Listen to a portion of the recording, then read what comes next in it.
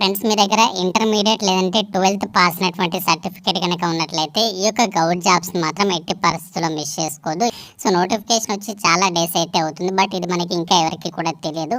Black నోటిఫికేషన్కి అయితే చెప్పొచ్చు. అన్ని కూడా పర్మనెంట్ క్లర్క్ స్థాయి ఉద్యోగాలే. చేరగానే మనకి 49,000కి పైగా సాలరీ వస్తుంది. మన సొంత రాష్ట్రంలోనే జాబ్ పోస్టింగ్ ఉంటుంది.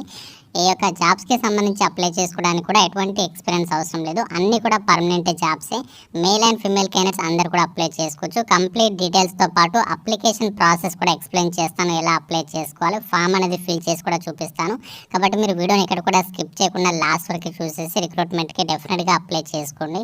వీడియో చూసినటువంటి అభ్యర్థులందరికీ కూడా ఒక చిన్న రిక్వెస్ట్. సో చాలామంది చూస్తున్నారు వీడియోని, అప్లై చేసుకుని వెళ్ళిపోతున్నారు, కానీ లైక్ చేయడం మర్చిపోతున్నారు. ముందుగా ప్రతి ఒక్కరు వీడియోని లైక్ చేసి 10 మంది కూడా వీడియో ఉపయోగపడుతుంది కాబట్టి డెఫినెట్గా షేర్ చేయడానికి ట్రై చేయండి. ఛానల్ని సబ్స్క్రైబ్ చేసుకోండి.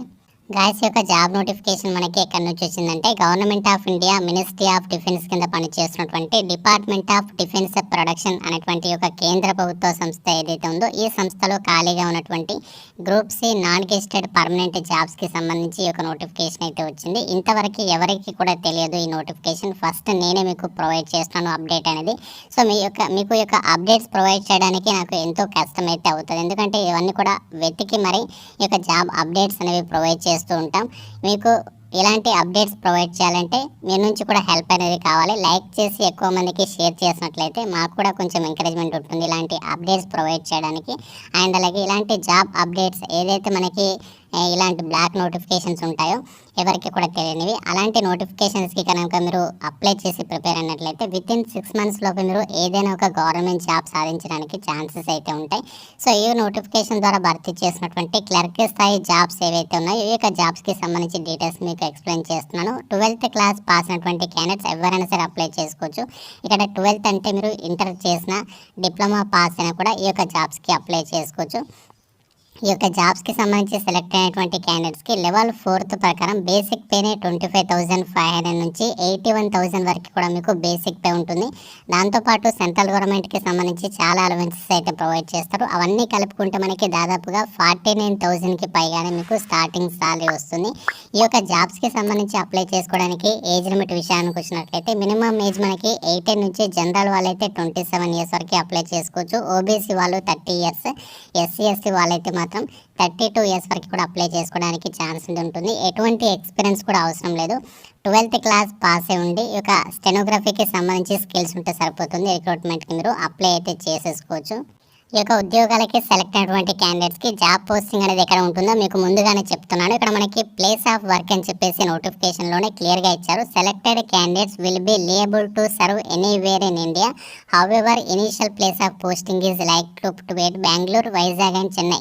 సో మన తెలుగు వారందరికీ కూడా మన వైజాగ్లోనే పోస్టింగ్ పొందేటువంటి అవకాశం ఉంటుంది. మీరు వేరే ఏ స్టేట్కు వెళ్ళాల్సినటువంటి అవసరం లేదు. మన సొంత రాష్ట్రంలో ఇక వైజాగ్లో ఉన్నటువంటి ప్రభుత్వ సంస్థలోనే మీరు జాబ్ అనేది చేసుకోవచ్చు.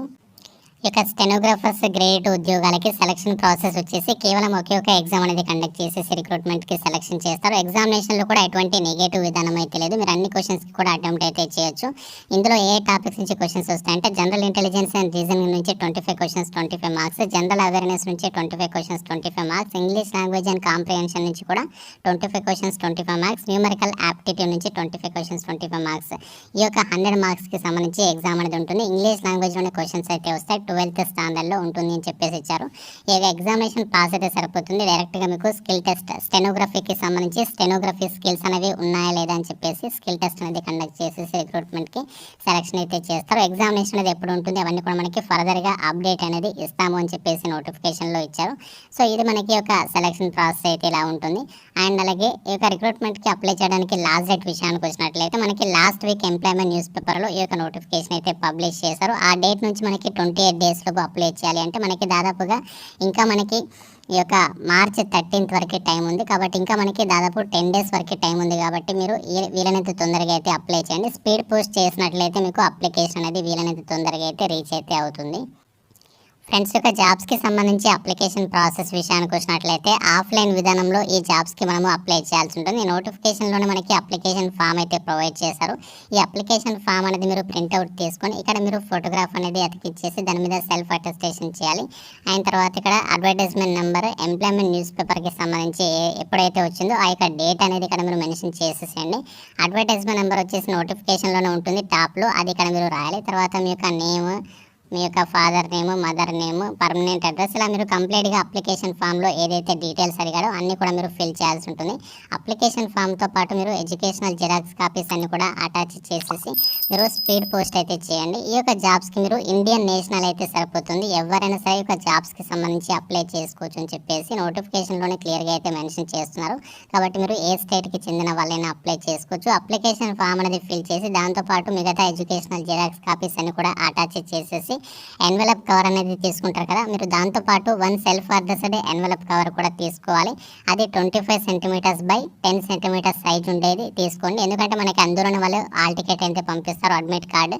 అది మనకి అది కూడా అప్లికేషన్ ఫామ్లో పాటు ఎన్వెలప్ కవర్ యొక్క ఎక్స్ట్రాగా మీరు 1 సెల్ఫ్ అడ్రస్డ్ ఎన్వెలప్ కవర్ అనేది అప్లికేషన్ ఫామ్తో పాటు పంపాలి.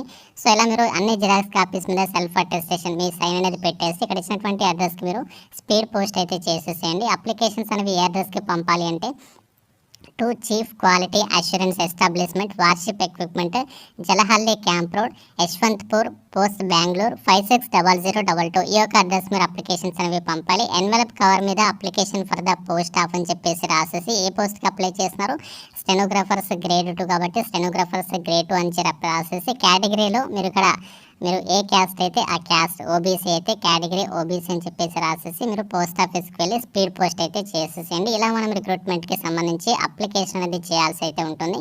సో ఇక్కడ మనకి అప్లికేషన్ ఫీ డీటెయిల్స్ అయితే ఇక్కడ కూడా మెన్షన్ చేయలేదు కాబట్టి అప్లికేషన్ ఫీ అయితే లేదు. అందరు కూడా ఈ రిక్రూట్మెంట్కి ఫ్రీగానే అప్లై అయితే చేసేసుకోవచ్చు. మీరు అప్లికేషన్ ఫామ్తో పాటు ఇక్కడ అడ్మిట్ కార్డ్ అని చెప్పేసి ఇచ్చారు కదా నోటిఫికేషన్లోనే, అప్లికేషన్ ఫామ్తో పాటు ఇది కూడా మీరు అప్లికేషన్ ఫామ్తో పాటు ఫిల్ చేసి పంపాలి. ఇక్కడ అప్లికేషన్ నెంబర్ దగ్గర మీరు ఏం కూడా ఫిల్ చేయొద్దు. ఇక్కడ ఆఫీస్ యూజ్ ఓన్లీ అని చెప్పేసి ఇచ్చారు కాబట్టి వాళ్ళే ఫర్దర్గా ఆ యొక్క నెంబర్ అయితే రాస్తారు. ఇక్కడ మీరు ఫోటోగ్రాఫ్ అప్లికేషన్ ఫామ్ మీద ఒకటి, అడ్మిట్ కార్డ్ మీద కూడా ఒక ఫోటోగ్రాఫ్ అనేది అతికించాలి. ఏదైతే నేను అడ్వర్టైజ్మెంట్ నెంబర్ చెప్పానో ఆ number, employment news paper date, ఇవన్నీ కూడా మీరు ఇక్కడ రాసేసేయాలి. ఈ విధంగా అప్లికేషన్ ఫామ్ అనేది కంప్లీట్గా ఫిల్ చేసి మీరు అన్ని డాక్యుమెంట్స్ జిరాక్స్ కాపీస్ అని కూడా అటాచ్ చేసి పంపాల్సి ఉంటుంది. ఫ్రెండ్స్, ఇది మనకి అఫీషియల్గా డిపార్ట్మెంట్ ఆఫ్ డిఫెన్స్ ప్రొడక్షన్ అనేటువంటి కేంద్ర ప్రభుత్వ సంస్థలో ఖాళీగా ఉన్నటువంటి group C stenographers grade 2 permanent జాబ్స్కి సంబంధించిన notification details. General, OBC, SC కేటగిరీలలో వేకెన్సీస్ ఉన్నాయి కాబట్టి మీరు ఏ క్యాస్ట్కి చెందిన వాళ్ళైనా ఈ జాబ్స్కి అప్లై చేసుకోవచ్చు. వీటికి సంబంధించి నోటిఫికేషన్ అప్లై లింక్స్ అని కూడా డిస్క్రిప్షన్లో ఇస్తాను. ఆ లింక్ మీద క్లిక్ చేసి మీరు నోటిఫికేషన్ నుంచి అప్లికేషన్ ఫామ్ అనేది డౌన్లోడ్ చేసుకొని అడ్మిట్ కార్డ్ డీటెయిల్స్ని కూడా ఫిల్ చేసేసి మీరు స్పీడ్ పోస్ట్ అయితే చేసేయండి. మన సొంత రాష్ట్రంలోనే జాబ్ పోస్టింగ్ కూడా ఉంది కాబట్టి ఎవరు కూడా ఛాన్స్ అనేది మిస్ చేసుకోవద్దు. వీటికి సంబంధించి లింక్స్ అని నేను డిస్క్రిప్షన్లో అయితే ఇచ్చాను. ఇంకా మీకు ఏమైనా డౌట్స్ ఉన్నట్లయితే జాబ్కి సంబంధించి కామెంట్ రూపంలో అడగండి. ప్రతి ఒక్కరు వీడియోని లైక్ చేసి మీ ఫ్రెండ్స్కి అయితే షేర్ చేయండి. ఛానల్ని సబ్స్క్రైబ్ చేసుకోండి. Thank you friends, have a nice day.